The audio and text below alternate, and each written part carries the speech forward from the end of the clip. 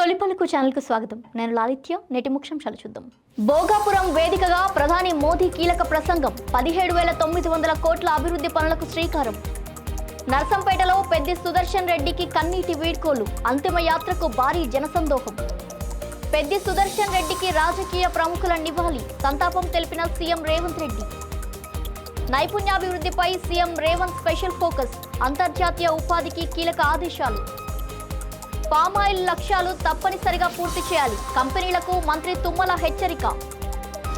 మహిళా అధికారిపై దురుసు ప్రవర్తన. కఠిన చర్యలు తప్పవన్న మంత్రి నారా లోకేష్. ఫార్ములా ఈ కార్ రేసు కేసు విచారణ ఆగస్టు 25కు వాయిదా. కోర్టుకు హాజరైన కేటీఆర్. కాళేశ్వరం భద్రాచలం వద్ద ఉగ్రరూపం దాల్చిన గోదావరి. మొదటి ప్రమాద హెచ్చరిక జారీ. పేపర్ లీక్ గ్యాంగ్లపై ఉక్కుపాదం. ప్రధాని మోదీ హెచ్చరిక. ప్రధాని పర్యటనకు పకడ్బందీగా ఏర్పాట్లు చేయాలి. అధికారులకు హోంమంత్రి అనిత ఆదేశాలు. స్వయం ఉపాధికి ఊతంగా ముఖ్యమంత్రి ఉపాధి పథకం. వేలాది మందికి ఆర్థిక చేయూత. కర్ణాటకలో తమిళనాడు ముఖ్యమంత్రి పర్యటన వాయిదా. డీకే శివకుమార్ వ్యాఖ్యలు. వరద బాధితులకు ఆర్థిక సాయం. నష్టాల శాశ్వత అంచనాకు అస్సాం ప్రభుత్వం సిద్ధం. అత్యంత చలిని తట్టుకునే స్వదేశీ డీజిల్ ఆవిష్కరణ. సైన్యానికి కొత్త బలం. ఆగస్టు 1న ప్రధాని నరేంద్ర మోదీ ఆంధ్రప్రదేశ్లోని భోగాపురంలో పర్యటించి 17,900 కోట్లకు పైగా విలువైన అభివృద్ధి ప్రాజెక్టులకు శంకుస్థాపన, ప్రారంభోత్సవాలు చేయనున్నట్టు ప్రధానమంత్రి కార్యాలయం ప్రకటించింది. భోగాపురం అల్లూరి సీతారామరాజు అంతర్జాతీయ విమానాశ్రయం ప్రారంభంతో పాటు రాష్ట్ర తొలి సెమీకండక్టర్ తయారీ కేంద్రం, పునరుత్పాదక ఇంధన విద్యుత్ ప్రసార ప్రాజెక్టులు, జాతీయ రహదారి పనులకు శ్రీకారం చుట్టనున్నారు. అనంతరం భారీ బహిరంగ సభలో ప్రజలను ఉద్దేశించి ప్రసంగించనున్న ప్రధాని అభివృద్ధి, యువత, పెట్టుబడులు, ఉపాధి అవకాశాలు వంటి అంశాలపై కీలక సందేశం ఇవ్వనున్నట్టు రాజకీయ వర్గాల్లో ఆసక్తి నెలకొంది. తెలంగాణ ఉద్యమ నాయకుడు, బీఆర్ఎస్ సీనియర్ నేత, నర్సంపేట మాజీ ఎమ్మెల్యే పెద్ది సుదర్శన్ రెడ్డి భౌతిక కాయం నర్సంపేటకు చేరుకోగా వేలాది మంది అభిమానులు, పార్టీ శ్రేణులు, ఉద్యమ సహచరులు ఘనంగా నివాళులర్పించారు. అమరవీరుల స్తూపం వద్ద నుంచి ప్రారంభమైన అంతిమ యాత్రలో ప్రజలు భారీగా పాల్గొని భావోద్వేగ వీడ్కోలు పలికారు. కుటుంబ సభ్యుల రోదనలు అందరినీ కలిచివేశాయి. తీవ్ర అస్వస్థతతో గత 5 రోజులుగా ఆసుపత్రిలో చికిత్స పొందిన ఆయన పల్మనరీ ఎంబోలిజం కారణంగా కన్నుమూశారు. తెలంగాణ ఉద్యమంలో కీలక పాత్ర పోషించిన పెద్ది సుదర్శన్ రెడ్డి సేవలను నాయకులు, కార్యకర్తలు స్మరించుకుంటున్నారు.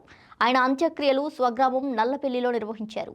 నర్సంపేట మాజీ ఎమ్మెల్యే, తెలంగాణ ఉద్యమ నాయకుడు పెద్ది సుదర్శన్ రెడ్డి అకాల మరణం పట్ల రాష్ట్ర రాజకీయ వర్గాలు తీవ్ర దిగ్భ్రాంతి వ్యక్తం చేశాయి. ముఖ్యమంత్రి రేవంత్ రెడ్డి, టీపీసీసీ అధ్యక్షుడు మహేష్ కుమార్ గౌడ్, బీఆర్ఎస్ నేత కల్వకుంట్ల కవిత ఆయనకు ఘనంగా నివాళులర్పిస్తూ ప్రగాఢ సంతాపం తెలిపారు. తెలంగాణ ఉద్యమంలో ఆయన చేసిన సేవలు చిరస్మరణీయమని కొనియాడారు. మరోవైపు నర్సంపేటలో జరిగిన అంతిమ యాత్రలో మాజీ మంత్రి హరీష్ రావు పాల్గొని భావోద్వేగానికి గురయ్యారు. పెద్ది సుదర్శన్ రెడ్డి కుటుంబ సభ్యులను పరామర్శించి ధైర్యం చెప్పారు. ఆయన మృతి తెలంగాణ రాజకీయాలకు తీరని లోటని పలువురు నేతలు పేర్కొన్నారు. శక్తి డిపార్ట్మెంట్ పై నిర్వహించిన సమీక్షలో ముఖ్యమంత్రి రేవంత్ రెడ్డి నైపుణ్యాభివృద్ధి, ఆవిష్కరణలు, అంతర్జాతీయ ఉపాధిపై కీలక ఆదేశాలు జారీ చేశారు. యంగ్ ఇండియా స్కిల్ యూనివర్సిటీలో పరిశోధనా కేంద్రం ఏర్పాటు చేయాలని, ప్రభుత్వ ఇంజనీరింగ్ కళాశాల విద్యార్థులకు పరిశ్రమల్లో శిక్షణ అవకాశాలు కల్పించాలని సూచించారు. ఏటీసీల్లో విద్యుత్ వాహనాల సేవలు, డ్రోన్ సాంకేతికతకు సంబంధించిన కోర్సులు ప్రారంభించాలని తెలిపారు.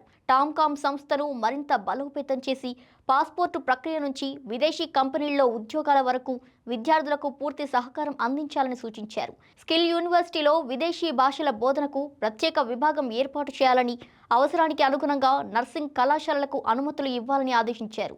రాష్ట్రంలో పామాయిల్ సాగు విస్తరణ, రైతులకు అందుతున్న సేవలు, ప్రాసెసింగ్ మిల్లుల నిర్మాణ పురోగతిపై వ్యవసాయ శాఖ మంత్రి తుమ్మల నాగేశ్వరరావు సచివాలయంలో కంపెనీలతో సమీక్ష నిర్వహించారు.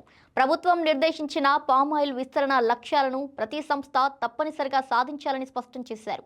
నిర్మాణంలో ఉన్న ప్రాసెసింగ్ మిల్లులను వేగంగా పూర్తి చేసి రైతులకు ఇబ్బందులు లేకుండా చర్యలు తీసుకోవాలని అధికారులను ఆదేశించారు. లక్ష్యాల సాధనలో నిర్లక్ష్యం ప్రదర్శించే కంపెనీలపై కఠిన చర్యలు తీసుకుంటామని మంత్రి హెచ్చరించారు. పామాయిల్ సాగు విస్తరణతో రైతుల ఆదాయం పెరగడంతో పాటు రాష్ట్ర వ్యవసాయాభివృద్ధికి ఇది కీలకమని మంత్రి తెలిపారు. శ్రీకాకుళంలో విధుల్లో ఉన్న మహిళా ఎస్ఐపై దురుసుగా ప్రవర్తించిన వారిపై చట్టపరంగా కఠిన చర్యలు తీసుకుంటామని మంత్రి నారా లోకేష్ హెచ్చరించారు.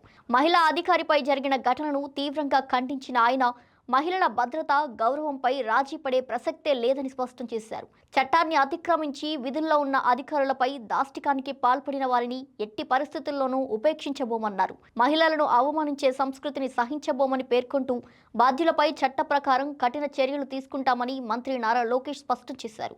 ఫార్ములా ఈ కార్ రేస్ కేసులో తదుపరి విచారణను ఏసీబీ ప్రత్యేక కోర్టు ఆగస్టు 25కు వాయిదా వేసింది. ఈ కేసులో A1గా ఉన్న BRS working president KTR, IAS Arvind Kumar, HMDA మాజీ చీఫ్ ఇంజనీర్ బిఎల్ఎన్ రెడ్డి నాంపల్లి కోర్టుకు హాజరయ్యారు. కేటీఆర్కు మద్దతుగా పలువురు బీఆర్ఎస్ నేతలు, కార్యకర్తలు పెద్ద సంఖ్యలో కోర్టు వద్దకు చేరుకోవడంతో ట్రాఫిక్కు అంతరాయం ఏర్పడింది. ఫార్ములా ఈ కార్ రేస్ నిర్వహణలో 55 కోట్లకు పైగా నిధుల వ్యయం, ఆర్థిక నిబంధనల ఉల్లంఘనలు, విదేశీ సంస్థలకు నిధుల బదిలీలకు సంబంధించిన ఆరోపణలపై ఏసీబీ ఇప్పటికే అభియోగ పత్రం దాఖలు చేసింది. తెలంగాణ, మహారాష్ట్ర ఎగువ ప్రాంతాల్లో గత 3 రోజులుగా కురుస్తున్న భారీ వర్షాలతో గోదావరి నది ఉగ్రరూపం దాల్చింది. కాళేశ్వరం వద్ద ప్రాణహిత, గోదావరి నదులు నిండు కుండలా ప్రవహిస్తుండగా త్రివేణి సంగమం వద్ద జ్ఞానదీపాలు సగం మేర మునిగిపోయాయి. ఎన్డీఎస్ఏ రాష్ట్ర ప్రభుత్వ సూచనల మేరకు మేడిగడ్డ బ్యారేజీలోని మొత్తం 85 గేట్లు ఎత్తి వరద నీటిని దిగువకు విడుదల చేస్తున్నారు. మరోవైపు భద్రాచలం వద్ద గోదావరి నీటి మట్టం 44 అడుగులకు చేరడంతో అధికారులు తొలి ప్రమాద హెచ్చరిక జారీ చేశారు. లంక గ్రామాల ప్రజలు అప్రమత్తంగా ఉండాలని, నదీ పరివాహక ప్రాంతాలకు వెళ్లవద్దని అధికారులు హెచ్చరించారు. రాష్ట్రంలోని పలు జలాశయాలకు కూడా భారీగా వరద నీరు చేరుతుంది. పరీక్షల ప్రశ్నాపత్రాల లీకులతో విద్యార్థుల భవిష్యత్తును దెబ్బతీసే ముఠాలను ఎట్టి పరిస్థితుల్లోనూ వదిలిపెట్టబోమని ప్రధాని నరేంద్ర మోదీ స్పష్టం చేశారు. పేపర్ లీక్లను అరికట్టేందుకే కొత్త చట్టాన్ని తీసుకొచ్చామని, లీగ్ గ్యాంగ్ల ఆట కట్టించడమే ప్రభుత్వ లక్ష్యమని ప్రత్యేక వీడియో సందేశంలో తెలిపారు. ఇక ఇదే సమయంలో రాజ్యసభలో పేపర్ లీక్ నిరోధక బిల్లు ఆమోదం పొందగా ఇప్పటికే లోక్సభ కూడా ఆమోదించింది. రాష్ట్రపతి ఆమోదం అనంతరం ఇది చట్టంగా అమల్లోకి రానుంది. విద్యార్థుల భవిష్యత్తును కాపాడేందుకు ప్రభుత్వం కట్టుబడి ఉందని ప్రధాని మోదీ మరోసారి పునరుద్ఘాటించారు. ప్రధాని నరేంద్ర మోదీ విశాఖ పర్యటన నేపథ్యంలో ఆనందపురం మండలంలో జరుగుతున్న ఏర్పాట్లను రాష్ట్ర హోంమంత్రి వంగలపూడి అనిత, మంత్రి బీసీ జనార్దన్తో కలిసి పరిశీలించారు. పార్కింగ్ ప్రాంతాలు, ప్రజలకు కల్పిస్తున్న సౌకర్యాలు, భోజన ఏర్పాట్లపై అధికారులతో సమీక్ష నిర్వహించారు. పర్యటన సందర్భంగా ట్రాఫిక్ సమస్యలు తలెత్తకుండా ముందస్తు ప్రణాళికతో చర్యలు చేపట్టాలని, ప్రజలకు ఎలాంటి అసౌకర్యం కలగకుండా అన్ని ఏర్పాట్లు పూర్తి చేయాలని ఆదేశించారు. అన్ని శాఖలు పరస్పర సమన్వయంతో పనిచేస్తూ ప్రతి ఏర్పాటును నిరంతరం పర్యవేక్షించి ప్రధాని పర్యటనను విజయవంతం చేసేలా బాధ్యతాయుతంగా వ్యవహరించాలని హోంమంత్రి వంగలపూడి అనిత సూచించారు. గోవాలో ముఖ్యమంత్రి ఉపాధి పథకం ద్వారా స్వయం ఉపాధికి ప్రోత్సాహం లభిస్తోంది. తక్కువ వడ్డీతో ఆర్థిక సహాయం అందిస్తూ యువ పారిశ్రామికవేత్తలను ప్రోత్సహిస్తున్న ఈ పథకం ద్వారా అనుజ, రియాకేని వంటి పలువురు తమ వ్యాపార ఆలోచనలను విజయవంతమైన సంస్థలుగా తీర్చిదిద్దారు. 2026 మార్చి నాటికి ఈ పథకం కింద మొత్తం 267.90 కోట్ల రుణాలు మంజూరు చేసి 15,000 మందికి పైగా లబ్ధిదారులకు ప్రయోజనం కల్పించారు. స్వయం ఉపాధిని ప్రోత్సహిస్తూ స్థానిక పారిశ్రామికవేత్తలను ప్రోత్సహించి ఆత్మనిర్భర ఆర్థిక వ్యవస్థ నిర్మాణానికి ఈ పథకం దోహదపడుతుందని గోవా ప్రభుత్వం తెలిపింది. తమిళనాడు ముఖ్యమంత్రి విజయ్తో ఆగస్టు 3వ తేదీన జరగాల్సిన సమావేశాన్ని ప్రస్తుత పరిస్థితుల్లో వాయిదా వేయాలని కర్ణాటక ముఖ్యమంత్రి డీకే శివకుమార్ కోరారు. కావేరీ జలాల అంశంపై తాజా న్యాయస్థాన ఆదేశాల నేపథ్యంలో ప్రస్తుతం అనుకూల వాతావరణం లేదని తెలిపారు. ఇరు రాష్ట్రాల ప్రయోజనాల దృష్ట్యా ప్రశాంత పరిస్థితుల్లో సమావేశమై చర్చించడం మంచిదని అభిప్రాయపడ్డారు. సుప్రీంకోర్టు ఆదేశాలను కర్ణాటక తప్పకుండా అమలు చేస్తుందని స్పష్టం చేసిన ఆయన మేకేదాటు ప్రాజెక్టు ఇరు రాష్ట్రాలకు ఉపయోగపడుతుందని పేర్కొన్నారు. రైతుల ప్రయోజనాలే తమకు ముఖ్యమని, అన్ని రాజకీయ పార్టీలతో చర్చించిన తర్వాతే తదుపరి నిర్ణయాలు తీసుకుంటామని తెలిపారు.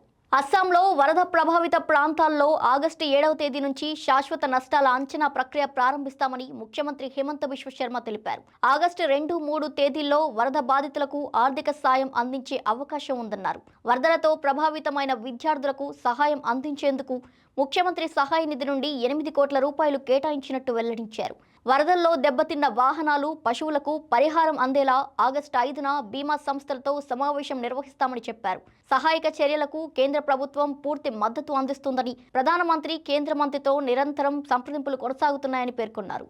అత్యంత చలికాల పరిస్థితుల్లోనూ సమర్థవంతంగా పనిచేసే స్వదేశీ అత్యంత ప్రతికూల వాతావరణ డీజిల్ను భారత సైన్యం, భారత్ పెట్రోలియం సంయుక్తంగా ఆవిష్కరించాయి. ఈ ఇంధనం ఎత్తైన ప్రాంతాల్లో సైనిక కార్యకలాపాలకు కీలకంగా మారుతుందని సైన్యాధిపతి జనరల్ ధీరజ్ సేథ్ తెలిపారు. గతంలో తీవ్ర చలిలో డీజిల్ గడ్డకట్టకుండా ఉండేందుకు వాహనాలను తరచూ నడపాల్సి వచ్చేదని, కొత్త ఇంధనంతో ఆ సమస్యకు పరిష్కారం లభిస్తుందని చెప్పారు. ట్యాంకులు, సైనిక వాహనాల పనితీరు మెరుగుపడడంతో పాటు స్వదేశీ రక్షణ సామర్థ్యాన్ని మరింత బలోపేతం చేసే దిశగా ఇది కీలక ముందడుగని ఆయన పేర్కొన్నారు. ఇవి వాల్టి బులెటిన్ డీటెయిల్స్. మరో బులెటిన్తో మళ్ళీ కలుద్దాం. చూస్తూనే ఉండండి తొలి పలుకు న్యూస్.